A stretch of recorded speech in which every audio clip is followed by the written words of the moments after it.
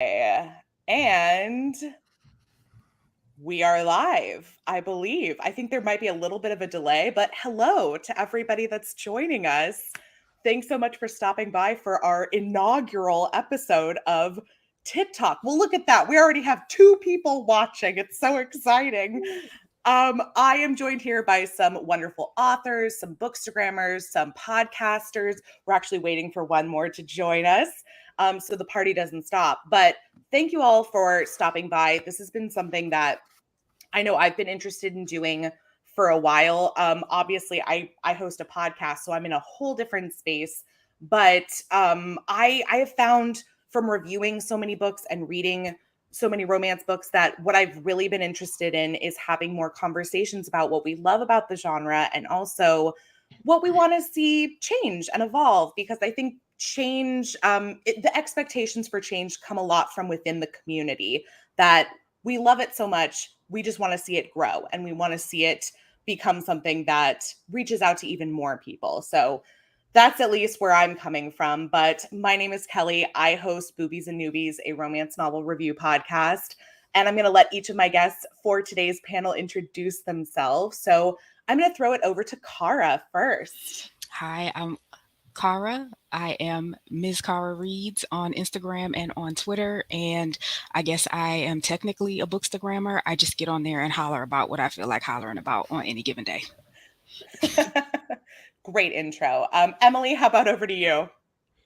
Yeah, so my name is Emily Rath. I am a author, a romance and fantasy author. My first book just came out in March, Beautiful Things. It's a Regency reverse harem. So it is a smash up of 2 very disparate genres, but I've been having a ton of fun with it. The next book should be coming out in the summer. And I'm also a voracious reader as well. So I'm on Instagram and TikTok, Emily Rath Books. And yeah, I love to chat about this kind of stuff. So happy to be here. Yay. And then Bridget, I know we're waiting for your other half, but why don't you go ahead and introduce you? Sure. I'm Bridget. I'm the co-host of the Romance at a Glance podcast, and we review romance novels and also interview authors. And we are, I would say, inappropriate in a fun way. And we just like to talk through everything. We review all the aspects of different romance novels, just cover art all the way through favorite quotes, favorite, all kinds of different ratings. And we're excited to be here because we love Kelly. Hi, Kelly. Thanks for inviting us. You too. Oh, absolutely. No, I'm very excited to chat with all of you. And what was really important to me when setting up Tit Talk was to have a range of voices coming from both the reader side of things, the author side of things, the reviewers. So we are a collection of all of the above. And here we are to talk about romance. So today's topic is rated R beyond the 5-star rating system. And I think this is something that in the last few years has become kind of a hot topic amongst especially readers, but I'm very curious to hear about the author point of view as well, Emily. Just that, is this a system, the 5-star system that we've become so accustomed to, is it a reliable system when it comes to ranking our books? And if not, what is an alternative? And something that all 3 of you have in common, and I do this as well on Boobies and Noobies, is we all have our own personal way of rating books. And honestly, if anybody watching has their own system, I'd love to hear about it in the chat because I think they're very fun. So I guess the first thing I wanted to start with everybody is, what are your thoughts overall on just this traditional, for lack of a better word, 5-star system that we currently have in the book world? And anybody can take the floor with that. I think it's tricky. I think it's real tricky. When we started our podcast, we wanted to make sure that if anyone came and listened to us, they knew that what they were going to get from us was honesty. Because I like nothing less than someone who's like, oh, this book was okay, 5 stars. This book was 5 stars. And I'm like, well, what? No, that's not how 5 stars works. 5 stars is a hooray. I will tell everyone I know about this book forever. I'll keep bringing it up forever. And so we wanted to make sure that we were very intentional about like being honest in our reviews. And I think 5 stars is tough because people don't want to give a book a bad rating or they might really like an author and not want to give that particular author a bad rating. And I don't want to give an author a bad rating ever. I don't ever want to give 2 stars, but some books I don't like. I don't think they're not for me. And so our ratings are always like, look, not for me, could be for you, but I'm telling you for me, 2 stars. But also we have other ways of saying, but also if you like XYZ, this book could be for you. I don't know. I think it's very limiting. It's not enough. It doesn't tell you enough about it. It's like, is the writing 5 stars? Is the plot 5 stars? Is the theme 5 stars? Is the, like, what are we talking about here? I would agree with that. I'd also find the stars to be difficult because is it, 3.75. I docked 0.25 because of this, because of that. And you also go into it knowing that this is somebody's labor of love and you don't really want to be dinging people's brain babies, right? Like you really want to be respectful in terms of how you think about it. But also understanding that, reviews are for other readers, but especially around that 3-star mark, 3 stars is very solid, but I think sometimes there can be this interpretation that, oh, that means it's not good. Like for me, 3 stars would be, I enjoyed it, probably not going on the reread desert island, I keep this forever comfort read list, but there was nothing wrong with it. But sometimes it can be interpreted in that way. And so there's this pressure to be very mindful about, if I give this 3 stars, is it okay to tag the author in it? Because I did enjoy it, but I don't want to be offensive. It feels like a little bit of a minefield sometimes. Yeah, I think speaking as an author, right? It's so subjective, and so for authors, we're constantly reminding ourselves that and reminding each other in our private group chats, right? Of like, it's so subjective. And so like the thing that comes to mind for me is like, you can look on my reviews and I might have a 5-star review where the person was just like, this was great, looking forward to the next one. And then I'm thinking about a 4-star review that I got that the person not only gave it 4 stars instead of 5, so that's fine. Like you're saying, Kara, that's great. A 3-star review can be great. A 4-star review can be great. So it was a 4-star review, which is lower, but this person went out of their way to email me and basically emailed me a 3-page epic poem of how much they loved the book. And they found me on TikTok and they found me on Instagram and we talk almost every day now. They're active in my comments, so this is a person that revealed themselves as a 4-star rater that is really active and clearly loves the work, but gave it 4 stars, not 5. And someone can give it 5 stars and just be like, I liked it. And so you just have to be like, what do I do with this as an author, that you can have that range of experience. And so it can just be like, all right. Or, 2 really good friends of mine, they had one that was, I think it was a 2-star review. And the review was basically like, there was too much sex in this. I like those reviews though as a reader, because I'm like, oh well, let me add it to my TBR, check it out, see what's what is They turned it into exactly marketing, and it was hilarious. So Yes. then they had like Instagram things where they basically had it in their marketing. Yes. Like, 2-star review, too much sex. So you just have to be playful with it, I think. I have to say, I do really appreciate the amount of authors, and I've also seen this with podcasters as well, who have received like 1-star reviews and then turned it around and created like a marketing campaign and merchandise around that 1-star review. But I think the whole point is that you're right. It's so subjective that for me, whether it comes to stars or a different system, the best way to understand the way that somebody rates a book is to understand like what their ranking system is. So I have my specific bloggers and bookstagrammers who I go to because I know that they've clearly defined for me what qualifies as a typical, 3-star read for them versus a 4-star read for them. But then, you also have to add in like the personal biases that we all have, because I'm sure everybody here has experienced this more than once, where you read a book that everyone is talking about how much they love online and it just doesn't click for you for one reason or another. I think I also find the spice level people put is very so deceiving. Yes. Because I for have sure. seen a couple people who are like, "Ooh, this book is 5-star spice," and I'm like, "Do you read? Is this your first romance novel? Because baby, you're in the shallow end. Like, come on, like this is so tame." And not that it's not sexy, you know, like not that it won't necessarily be sexy, but if someone tells me it's like 5 alarm bell spice, like Mhm. I'm expecting it to be erotica. Like I'm expecting smut all the time. Like I want tension. I want dirty talk. I want maybe, I don't know, maybe there's Toys. multiple people. Maybe Yep. there's some bondage. Maybe there's some weird locations they're having sex. I mean, if it's 5, like I'm expecting.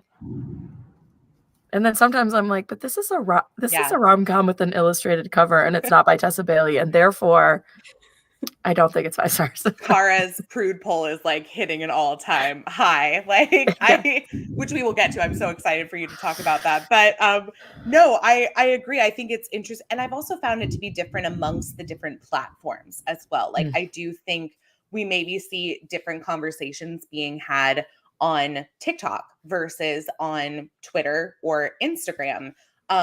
And it's interesting. And depending on how long you've been a romance reader, that can also influence, you know, something ranking as the hottest book you've ever read, because maybe it is. Maybe that is For the sure. hottest book you've ever read so far. And you don't For have sure.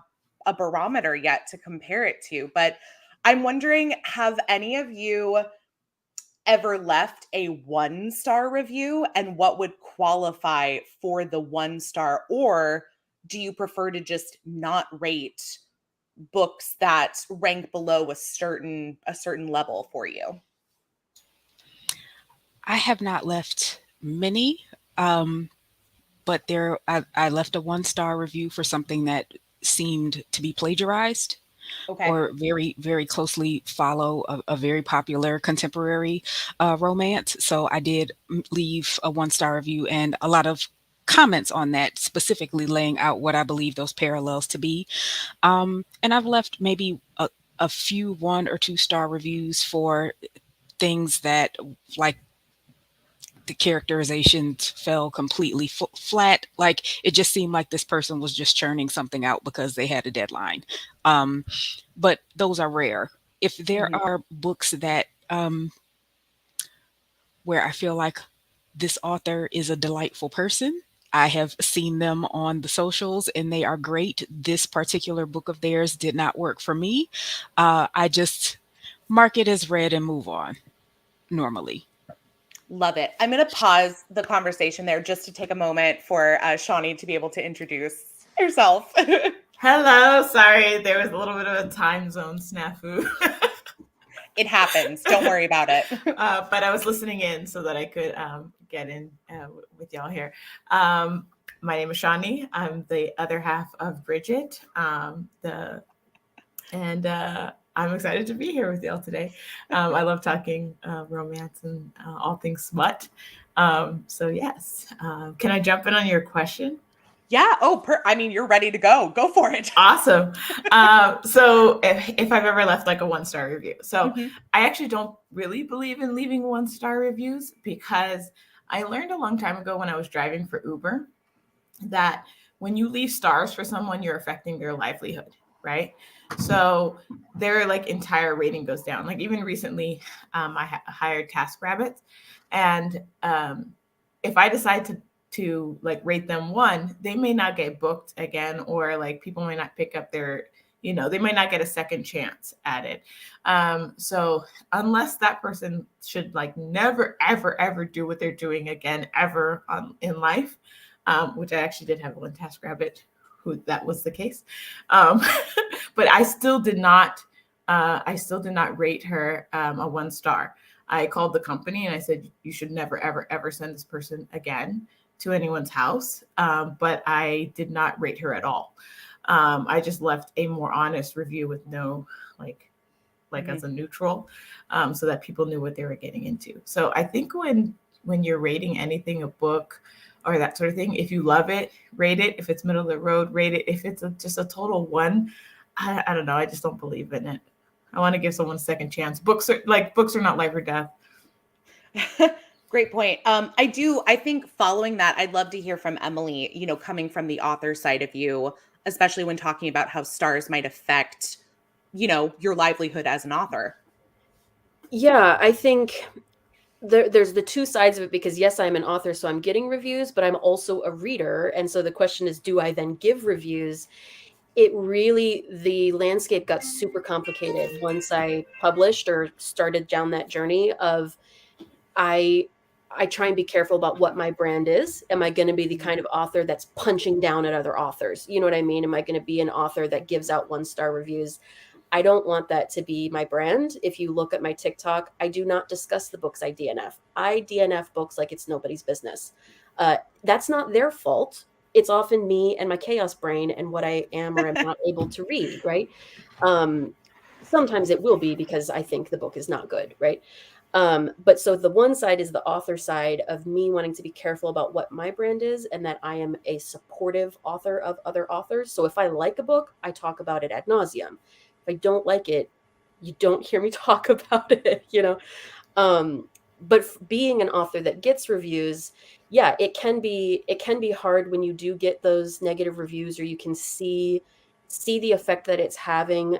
Especially on Goodreads, I've found the negative reviews are the ones that are sexier. And so they're the ones that people start commenting on and piling on. And so then it moves it to the top. And, especially if it's something like one for me, because I told you it's Regency and Reverse Harem, and it's a series. So I had a lot of Regency readers that I really kind of upset because they wanted a happily ever after.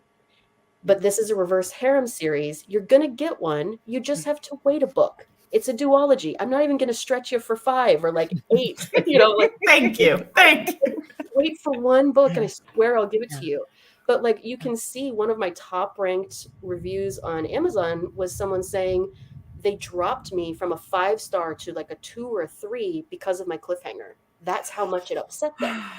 So it's it was otherwise a 5-star book to you.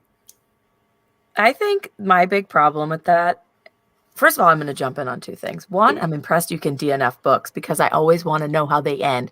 And it's so hard for me. I have the hardest time. I'll be like, I hate every page of this book. And I will read so fast, but I have to just know. I have to know what's going to happen. Once I start the story, I want to know. Secondly, I think I have had a situation where I was recommended a book. No one told me it was a cliffhanger. So I was very upset, because I was expecting, and then 90% of the way through the book, I was like, how are they going to wrap this shit up? And then they didn't. And I was like, oh, I've been betrayed. However, if you're buying a book on Amazon and it says this is a duology, book 1 of 2, then you have no cause. You have no cause for being annoyed. That's your fault for not reading a description. And I think that's BS. So I'm sorry that happened to you, because I got a lot. If you communicate it in advance, hey, this is a 2-book series following the same couple, or couples, as it were, then people shouldn't read that. You know what I want to say is, I want to say that on our podcast, we will give the most, and on our website as well. We not very often, because we choose our own books, but occasionally we've given a 1 or 2 star. But I don't rate things on Goodreads very often, and I certainly wouldn't go out of my way to rate a book that's 1 star. I would just, like you said, never speak of it again, ignore the fact that it ever happened. I certainly wouldn't go on Amazon and rate it badly, unless care to your point that I was oh, this book is offensive or plagiarism, or clearly something's a problem. Perhaps I would go in, but otherwise I'm we recorded the podcast. It's dead to me after that. It's dead. Me and Shani had our laugh. We made our points, and now I fly. Yeah. Fly away. I think for a podcast, it's actually sometimes more fun when we don't like the book. Trying to figure out why. What were the reasons why we didn't, and what didn't work? Because sometimes it's really obvious. And then sometimes it's not. Everything was there. The ingredients were there. It just didn't work. And so sometimes I feel the most fun I have is when we're trying to work out that middle ground of gunk. What happened? This book was meant for me. I remember one podcast where we were this was meant for us. This book was everything we could ever ask for. And it didn't work. And that's not to say that there aren't things that you do love about the book. sure. I mean, I as much as I love to talk about what I call my petty notes on Boobies and Noobies, I prefer talking about my petty notes like, oh my gosh, she's gonna get a UTI, as opposed to why is Always. this person doing something horrible to this person? You know, like I Right. prefer them to be my personal issues as opposed to something that's problematic as a whole. And that's kind of where I'm similar to you, Shani. I think the only time I've ever one starred a book on Goodreads was because it was more of like issuing a warning to readers, like this is something that was not clear going into this book. This is something that I think is a problem, you know, and I want to make sure people know going in that this didn't work for me, and I think it's dangerous for like other readers potentially. But even then, I'll usually just say it wasn't for me. I didn't finish it, or I finished it and I have issues with it. I want to make sure people know what those issues are. But yeah, I'm with you. Going out of your way to 1-star review and then leave, like, I think there has to be a detailed response for why. For me personally, like, I want to know, why was that a 1 or 2 star for you? Like, because like we've said, if it's that it's too sexy for you, that's going to be the reason somebody else goes to pick up the book.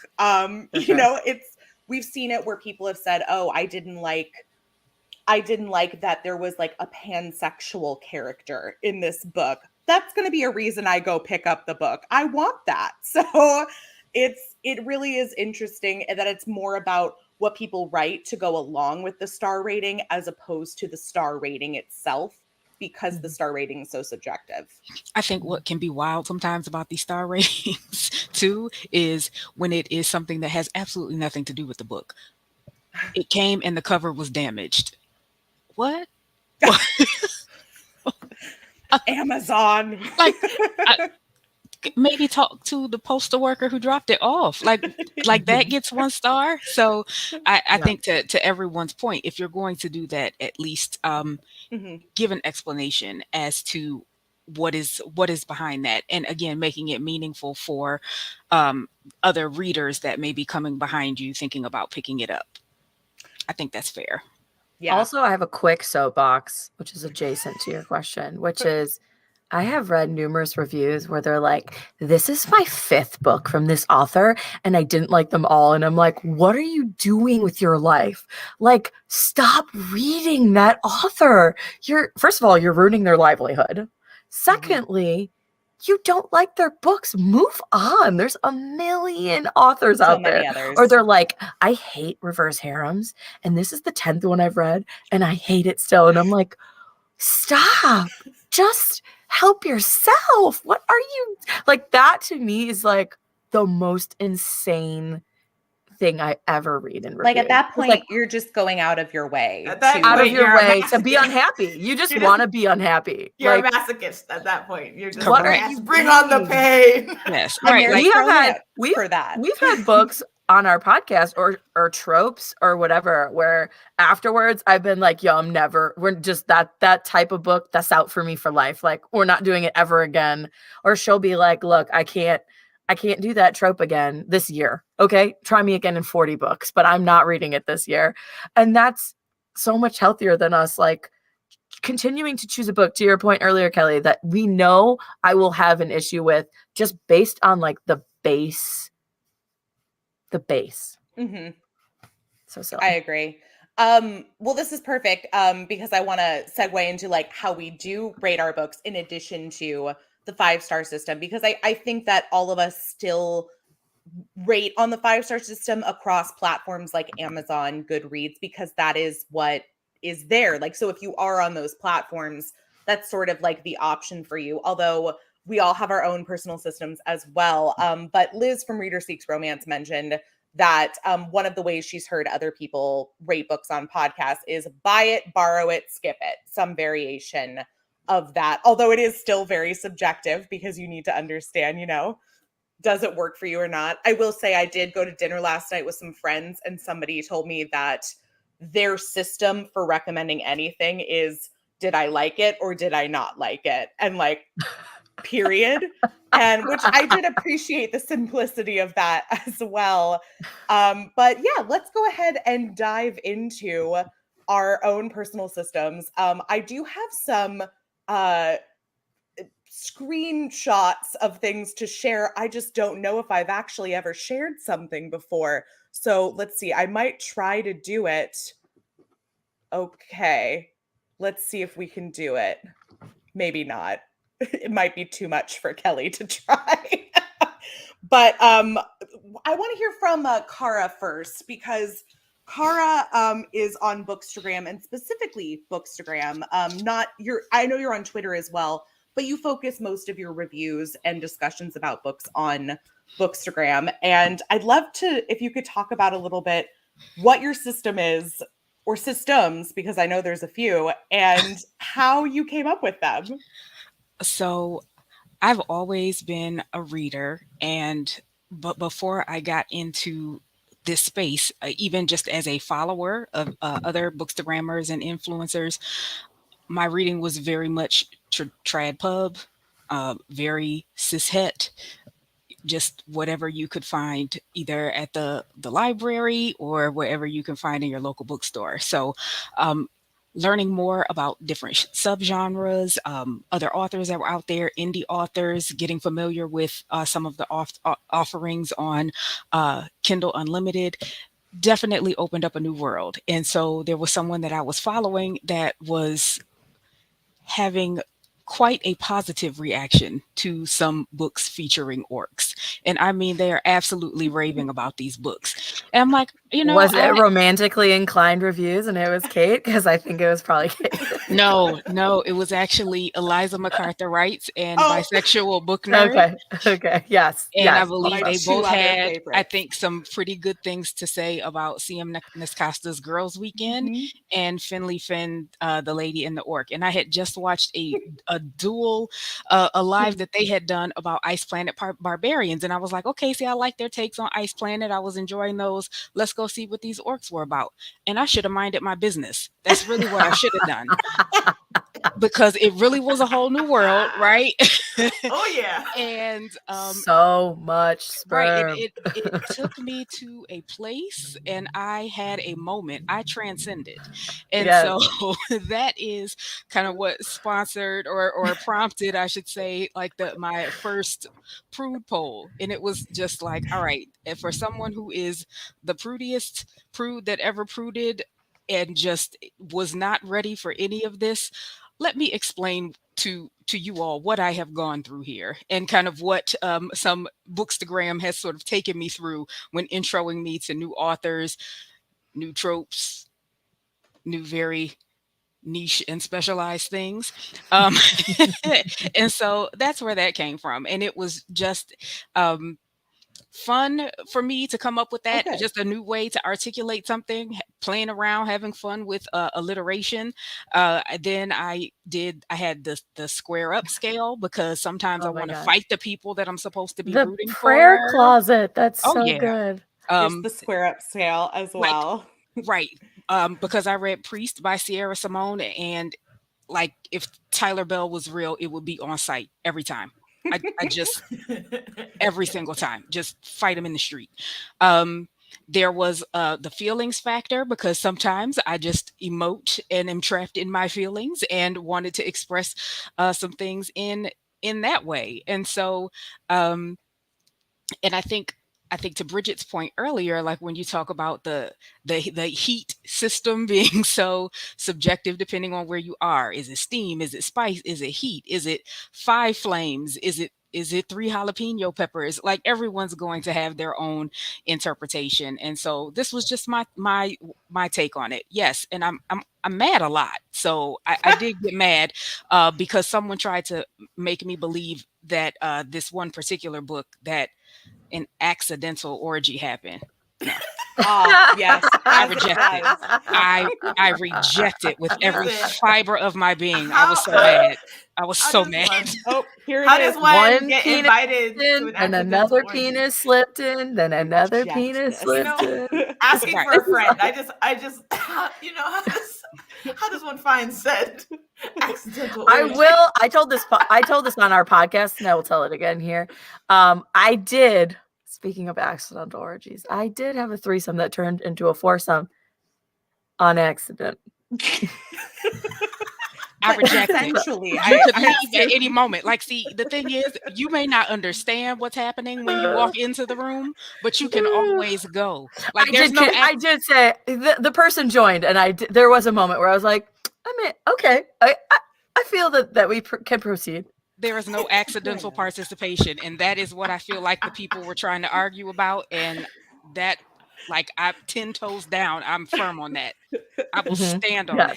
You know what's No, funny? I agree. I agree. What's funny? I was talking to a friend recently because I'm pretty oblivious when people are flirting with me, unless they're like uber aggressive, types. But if they're subtly like flirting with me, no idea. I'm like, oh, you want to be my friend? That's cool. What do you want to do? Bowling? Like, what's happening? And and I feel like I'm that dumbass who would accidentally walk into an orgy and just not realize until later. And just be like, oh, are we wrestling? We're wrestling, guys? Oh, that's great. Wait, why is your shirt off? Oh, sleepover. Is this what people do at sleepovers? I never went to one. My mom didn't allow that. What I love about your rating system, Cara, is that it seems like you just come up with a new one all the time. That it's like, well, this book made me angry. So guess what? We got to make a completely new scale to justify it. We have to talk about like why this is angry. Although I'm sure something like the angry scale, will help you moving forward with other books as well. Well, there was a zombie harem that has taken me to a place. So we may be debuting something by Monday. That's, you know what? Like it or not, I have to say, I've never heard it before. What's the title? Yeah. There's been so many times that I'm like, could you guys drop the title of the book that you're talking about right now? Which orc series were you talking? Follow Cara. Follow Cara and find out. So good. Yeah. I love it. I love it. I really think that I like the anger scale because I feel like it would probably let me rate books a tiny bit higher than normal. Because there's a lot of times where Bridget and I will clash on a review because my brain is hyper literal. And so, especially when we talk about action adventure books. Oh my God. She's like, there is no way that you would pause to have sex in that closet during a shootout. Right. And I'm There's like, a shootout yeah, but you outside. would. Yes, you And would now- go and and now we're fuck in that stopping. closet. How dare you rate this book lower for that Listen, sexy those interlude? scenarios give me such anxiety that I'm shouting at the book. I'm like, get out of there. Get out. Bridget's like, yeah, this is good. And I'm losing my mind. I also love the terms you've come up with for like each of your scales. Like this is the peeled back wig. I mean, you've got prayer closet, pterodactyl screeching, and pearl palpitations. clutching. Yes. Like, I go through it over here. Like it's all fun and games, and I'm in crisis. Like, which makes me think that you should absolutely read Emily's book, and I would love to see like what your prude meter scale is for Emily's book. I don't know why everybody is trying to send me into the harem. Y'all know it takes me to a place. Actually, more than two people in the room, we're already probably clutching our pearls. Like, as a giveaway for my book, I literally have they're like children's party favors, but it's pearl necklaces, and I have these little tags that I hang on them that says "for clutching." Perfect. So sounds appropriate. Perfect. So you know your brand, you know what you're giving the people. I love it. So Emily, I want you to talk about, especially as somebody who clearly writes and reads reverse harem or polyamorous romance. I'd love for you to talk about you've had a few scales. I know that I've seen a few scales pop up on your Tit Talk, or not your Tit Talk, your TikTok. I don't know what I was thinking when I came up with that title, but especially a sword crossing scale. And that's one that I'd love to, and I can pull up an image of that as well. But if you want to tell everybody about that. Yeah. So it's kind of like as a queer person, as a bi person, and that I read RHs, there is such I really just came up with one even this week. I did a 5-part series this week where I created the sword crossing spectrum, I called it, where I basically said there's this spectrum of sword crossing where at one end you have what I call gratuitous, right? Gratuitous sword crossing is going to be, you have the straightest of straight harems, and they'll do one scene of DVP. It'll slip in and out so fast that it's like there's no prep work. He just gets in there and gets out, and then they'll tag the book as sword crossing. And for me, a queer person, an emotional person that wants some sense of like connection within the harem, it's like, that is not sword crossing to me. This is the reader, Emily, talking, right? And I made a video about that on TikTok, and it went wild. I got like 58,000 views or something in 3 days, and all these comments of everyone being like, yes, there is a range, and it matters that you can have these gratuitous sword crossings, and it's always DVP, and it's once and never again. They don't discuss it beforehand. They don't discuss it after, right? But there's a world of RHs that do that. And then you start to move into things like ambiguous sword crossing. And that's where a lot of the RHs are, where again, they don't discuss it before or after. So there's fuzzy senses of consent, like, did that guy want the other one to touch his penis? Did he want him to suck it? Whatever. It's like, we don't know. They literally never discuss it, but we're getting these moments of bisexuality or queerness that are never addressed. And there's a huge world of RHs that live in that ambiguous space. Whereas for me, an emotional queer person, I'm like, did she like it? Did they like it? Has this happened before? Do they want it to happen again? Or what is happening right now? And then you shift down the spectrum into what I call intentional. Intentional sword crossing is where maybe it is just that they have a physical connection, but you actually have dialogue, and it's actually being addressed for the reader. And we have some sense to which they converse about it. Going to the farthest end, where you have emotional sword crossing, and that's where you have men in committed relationships within the harem, and you get into more polycules, pretzels, that kind of vibe. Pretzels. I love pretzels in all ways of life. Such a good term. But yeah, and there's reasons. I've talked to several RH authors about this before. There's marketing reasons why the ambiguous space is really comfortable for people. They don't want these men to be outed as bi or as queer. They want them to feel straight, even whilst they want to appeal to readers that want sword crossing content. And so this is the other one that I did, the sword cross rankings, where I was like, these are the increasing in acts. But again, the emotionality needs to be there too. So what I talk about is like, yeah, you can have a 4 sword cross ranking, but it's ambiguous. I have read RHs where the guy just pops his mouth on there. There's no conversation about it. There's no emotional connection. It just happens, and then we sort of move on, So you can have ambiguous sword crossing activity that goes up to a level of a 4. I don't think I've ever read an ambiguous 5, right? If we're at a 5, we at least have some intentionality or some emotionality. But it's just been an interesting space for me to sit in as both a reader and a writer of RHs, of what am I trying to deliver? Am I being intentional? A big question that a lot of readers have that they've told me in their comments is the consent issue. When you're at that gratuitous and that ambiguous space, there's questions of consent readers have that don't get answered, and that can feel uncomfortable. But yeah. I also think I totally agree with you. I think it's way less sexy too.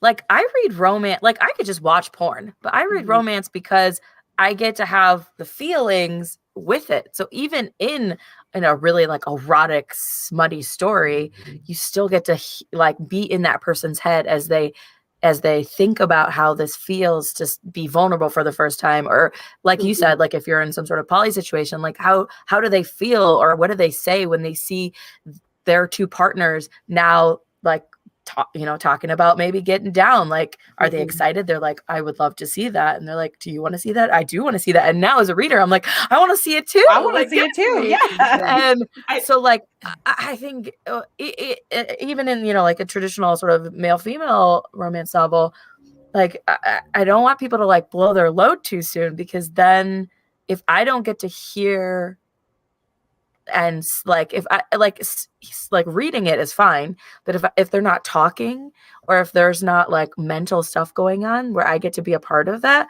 then I find it way less sexy. Yeah. Well, it's okay. Go ahead, Shani. Okay. I have like a slightly different take on that.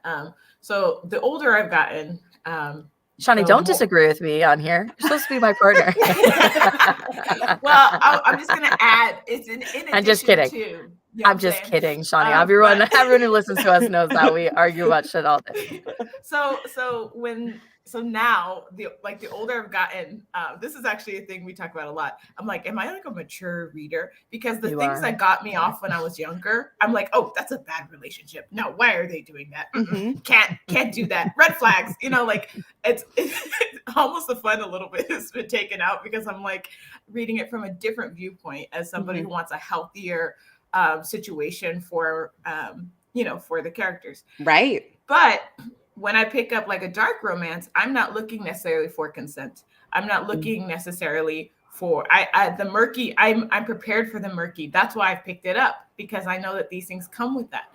So to say so you can want both, I think, right? Sure.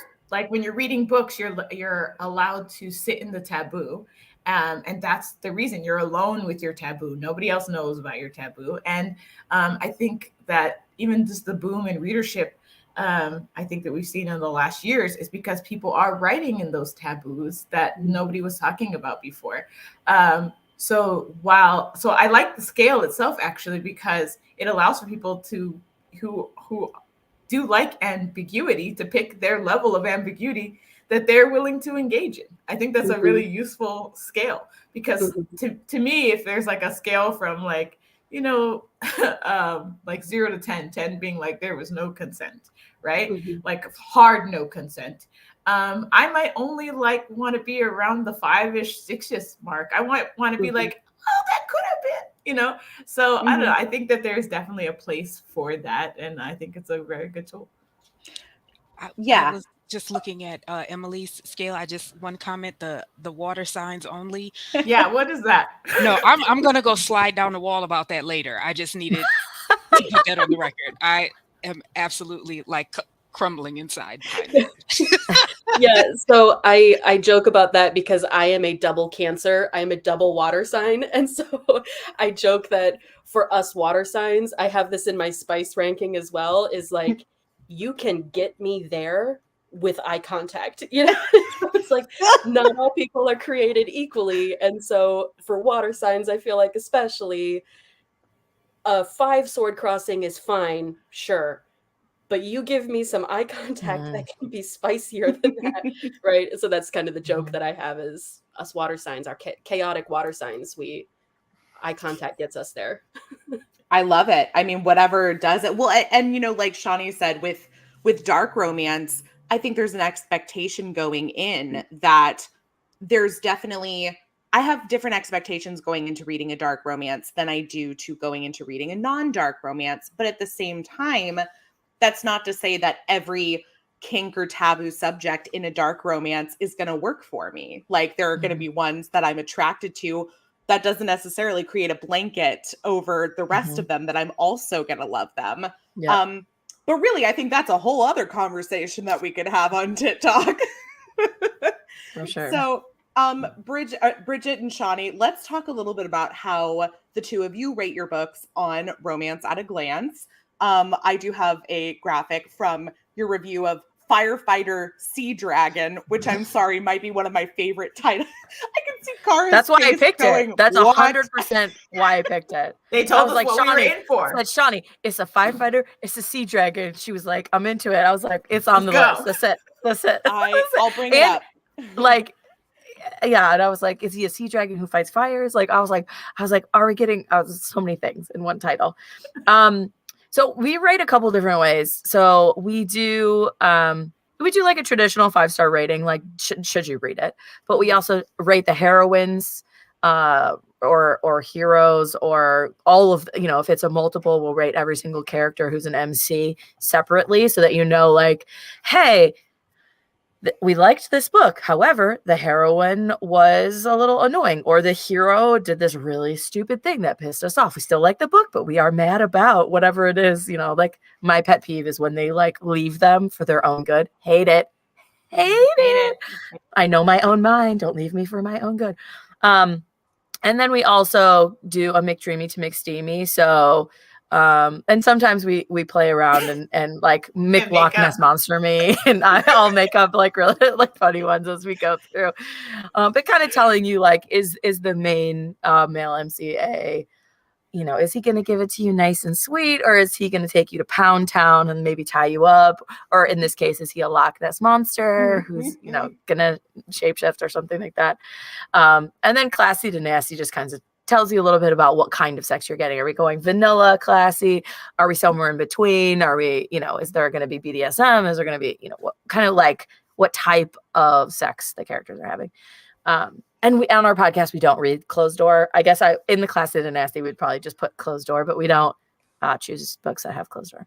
We have accidentally chosen some closed doors. We did in our first season. We accidentally chose one. And Shani was like, "Never again, Bridget. Never. I will never read this again." Well, we accidentally stumbled into, I think it was like a religious book. Oh, it was religious. It was a historical romance. Yeah. And it was not apparent in the description or the title or the cover that there would be a heavy religious element, nor that it was Closed Door. And we were hoodwinked, I would say. Well, the funny part is, because growing up in a religious home, realized it very quickly. It was like I didn't realize it until like 2/3 of the way through. I was like, "What's going on in this book?" I chapter 2, I was like, "Oh, there's not going to be any nookie in this book. Like it's going to be a wrap." I will say the author did a good job with the tension though, because the whole time I was tense. I was like, "I'm ready. You got me ready." And then I'm so mad at you. Yeah. I love it. Well, and again, it's you know, I mean, just looking at your review of Firefighter Sea Dragon, I will never not laugh at that title, and I mean it in all the best way. Yeah.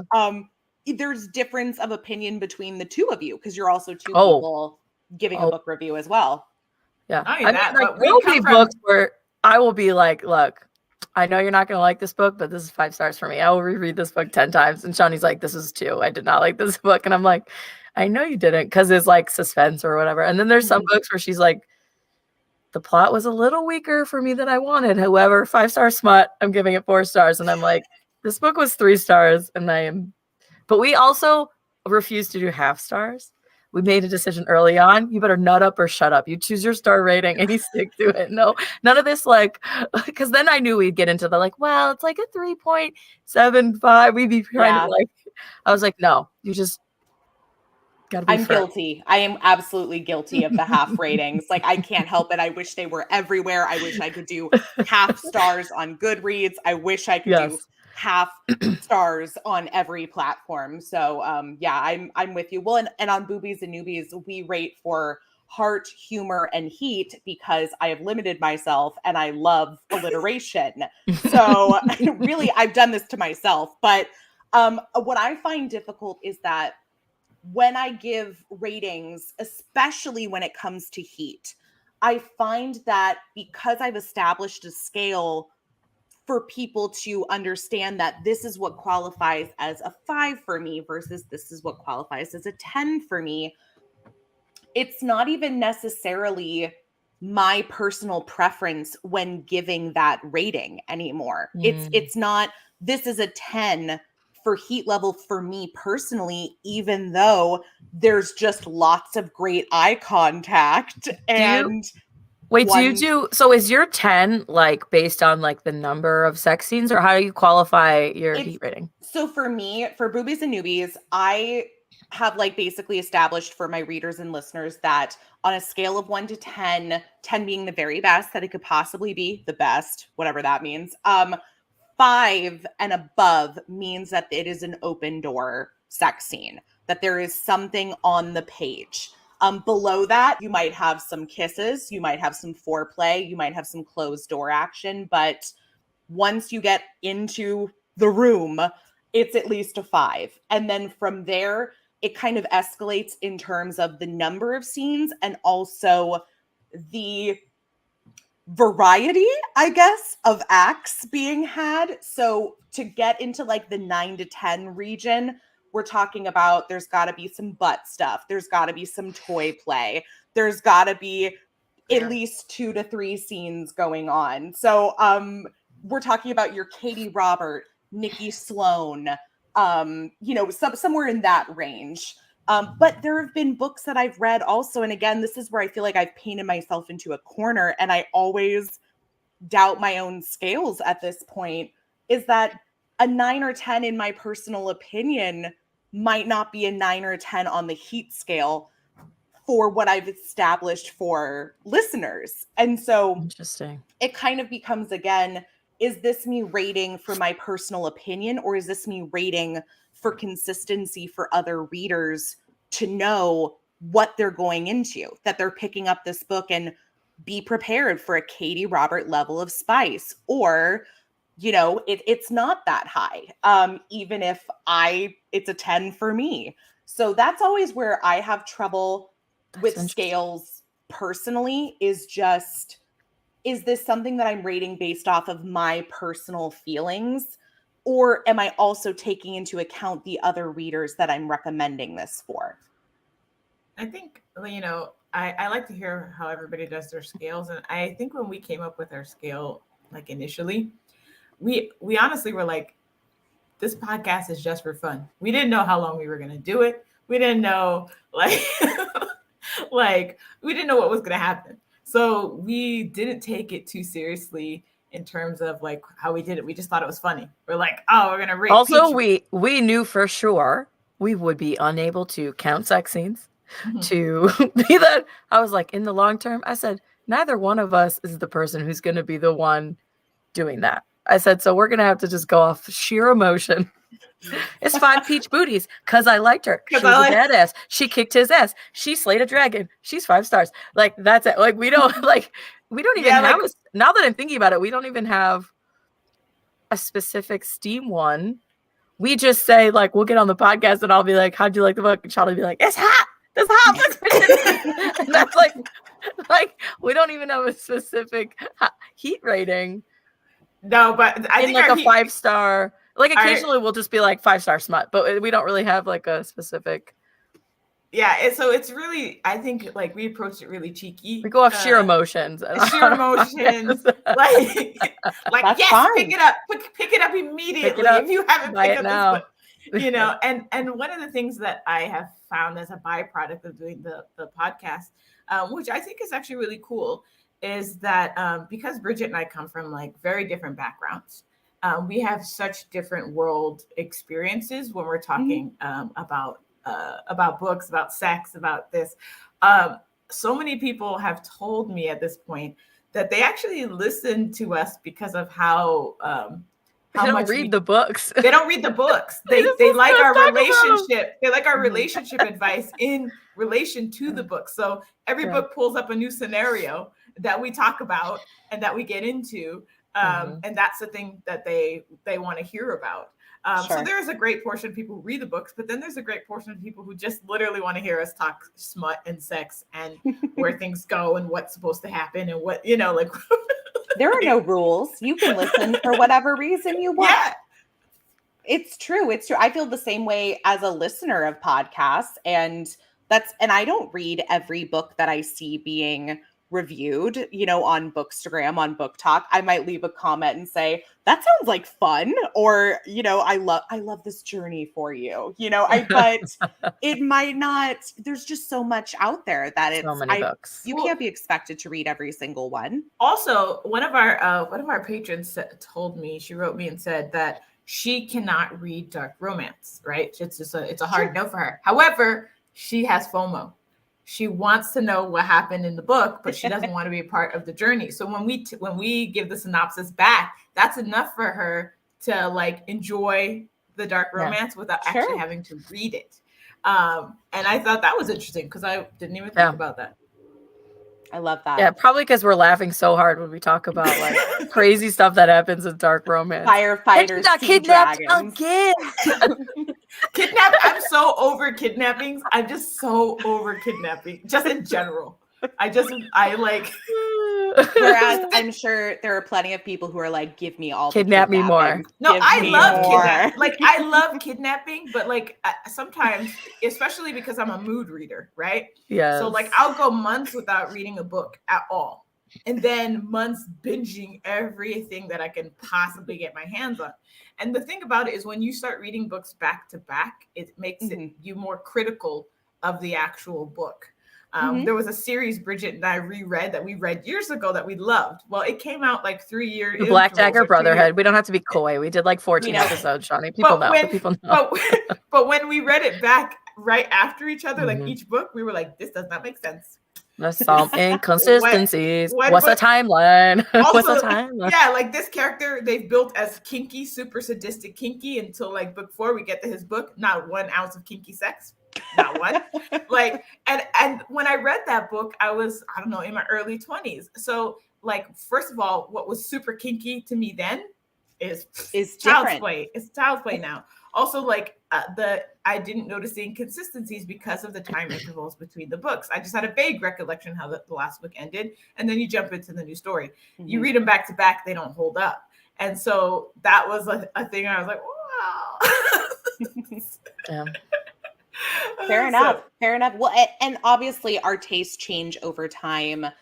You know, our understanding, and just like I feel like in the last few years I've become like more conscious of the choices that I'm making with the books that I do decide to read, that a lot of the time, you know, because you can't read all of them, you're making a choice. Can I read this one versus this one? You know, what do I want to prioritize my time towards reading? And so obviously we're evolving as readers.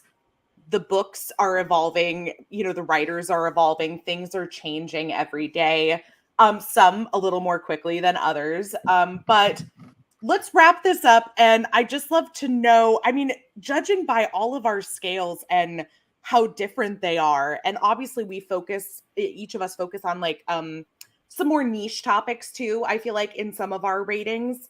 But what's your overall just kind of opinion on rating systems in general when it comes to romance? Like, is there a way to do it without it being, is there a universal scale? Like, I mean, we have the star system right now. That's kind of what we've established as sort of the traditional scale. But is there a way to have one without it being subjective? I really don't think that you can, and I don't think you should, right? So like, so people who are going to listen to Kara, they're going for her opinion and how she rates that book, right? Based on whatever her preferences are, her background, all the things, all the opinions that are there. So your system is going to hit real good for somebody else. And Kelly, yours is going to hit real good for somebody else. And I think that's, you know, the idea of why there's so many beauty channels on YouTube that thrive is because there's so many different eye shapes. There's so many different face shapes. There's so many different, and I think that applies to the rating system as well.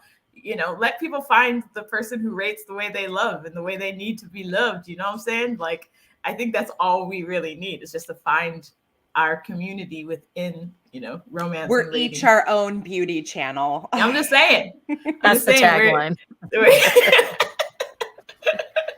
And I just think that reading is like such a full and enriching experience, and it's fun to find new ways to talk about books and new ways to talk about the things you're enjoying, new things that you discover, and then new things that you discover about yourself in the process. So you can't always do that if you are restricted to just 5 stars. And we're all coming into this with our backgrounds, our biases, and everything else. So it's never going to be universal, but I think finding something that passes your vibe check, you know, like, you know, as you are out looking for other people, like, you know, do they pass the vibe check? Do I like how they're talking about it? And, you know, and that still even allows you to open up even more to discover new things. So I enjoy hearing people talk about things in new and different and creative ways. Nothing wrong with the 5-star. It's great as a baseline, but like there's so much creativity out there. Like, let's explore other avenues and aspects. Absolutely.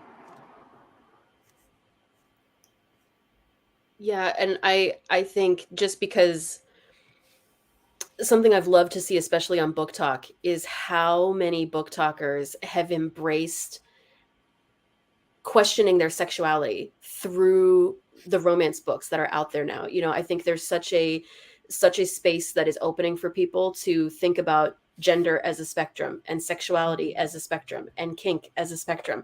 And, you know, all of these things layer in different ways. So the fact that there is a market for people that want orcs with lots of sperm, and there is a market for people that want deeply emotional polycule pretzels, and there, you know, and so to think of having a way to objectively compare those two things, Mhm. It's you so know, hard. I don't think it's necessary. And Yeah. I love the playfulness that I have seen of people treating things as these spectrums and finding where they fit and realizing for themselves, I don't fit where I thought I fit. I love when I see book talkers especially talking about a book that they read that is like, am I into this? Mhm. Yes, I'm into the, you know, and where it's like, I did not know that about myself, but now I do, right? So I Mhm. really have loved the playfulness that I've seen and the exploration that I've seen. Um, and that it just hones in for me the sense of this is all subjective and we don't even Mhm. know ourselves sometimes as well as we think we do. And we're the ones rating the things, you know. Mhm. Yeah, it takes reading something new that you're like, and now I'm changed, right? Mhm. Yeah. Well, and honestly, add it to list of things that I've learned from reading romance. Polycule pretzel, new term to me, and I absolutely adore it. Can I share like a little wholesome story that just happened? Sure. Okay. So my niece came to visit me, and she's in her 20s. She came to visit me, and she was asking me about the podcast and like what I do, and had all these questions, and I could tell by the way she was asking questions, like there was this underlying element, right? But didn't want to pry, you know. I was just trying to let her do her thing. And so at a certain point, I was like, "Hey, do you want me to give you a romance novel? Like I have some here. I was about to send some out to like patrons and stuff, so I had some on hand." And she was like, "Yeah." So I gave her one. She didn't seem very interested in it, and I was like, "This is as I suspected, right?" I messaged Jen from a Monogamish podcast, Mm. and I asked her for some more queer recommendations, right? And so she gave me a whole long list of, you know, recs. And so I ordered those recs, and they appeared for my niece the next day.